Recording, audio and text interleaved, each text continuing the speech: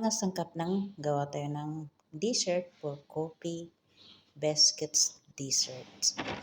Iyan po yung biscuits, lagyan natin sa cold milk para maging malambot siya. And then, yan po yung first layer. And then, pagka second layer guys, yan, lagyan natin siya ng creamer. Ang creamer ko na yan guys, nilagyan ko lang siya ng Nescafe. Kaya naging Nescafe creamer. So, yan yung second layer. Tuloy-tuloy lang sa paglalagay din.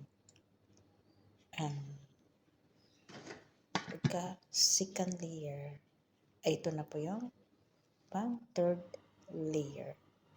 Lalagay na, itatapon na natin yung Nescafe creamer. Ayan na siya guys. So, i-freezer natin siya ng 30 minutes para medyo tumigas. And after that, lagyan natin siya ng biscuits powder. So, ready to serve na siya guys. Ayan. So, very delicious dessert. Nescafe